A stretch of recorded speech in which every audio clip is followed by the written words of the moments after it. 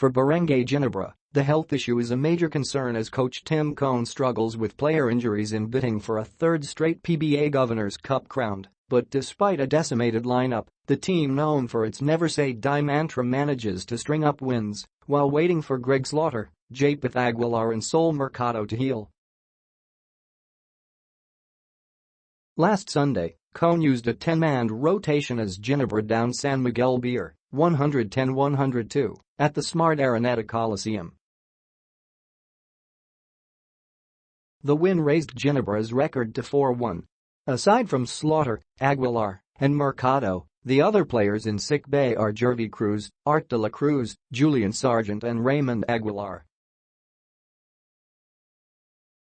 Assistant coach Richard del Rosario yesterday gave a medical update on the injured players. Greg is suffering from a bone bruise and will start practicing October 5, he said.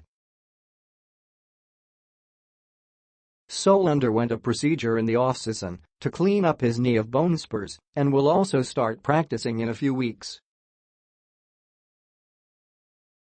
Japeth hurt his calf in the last 2 minutes of the national team's game against Qatar and will be out 1 more week to recover. Julian just had shoulder surgery, so he won't be able to play until next year. Jervy's out for about 3 to 6 months. Art is now practicing 5-on-0, not yet 5-on-5. He wants to start playing, but we're not rushing him. He went through a second surgery on his Achilles heel, so we're careful not to reactivate him until he's 100% ready. Raymond was in a freak accident in his garage at home. His father accidentally moved his car towards him, pinning him against the wall. Luckily, Raymond had no fractures, but at first, he couldn't walk. He was in a wheelchair, then used crutches. He'll suit up against Phoenix in Cagayan de Oro on Saturday, but it's doubtful he can play. Del Rosario said even as the health issue is a damper, Ginebra is out to win the championship with Justin Brownlee leading the charge. Brownlee, 30, is in his 5th conference with Ginebra. He's the only import in franchise history to deliver multiple titles, now with 3. There's no slippage in his game, said Del Rosario. Nothing has changed. He's a special player.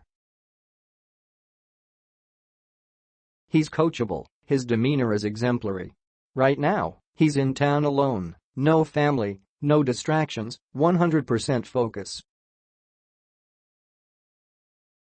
When we advance to the playoffs, he'll probably call in his family. I remember last conference, his brother came over. With Cone at the helm, Ginebra has captured 3 titles to add to his all-time record of 21, including 13 with Alaska and 5 with the Pure Foods franchise. Del Rosario said Cone's perspective has given Ginebra direction towards growing as a team. For Coach Tim, it's not about achieving goals, it's about growth, he said. When you're growing, it's unlimited.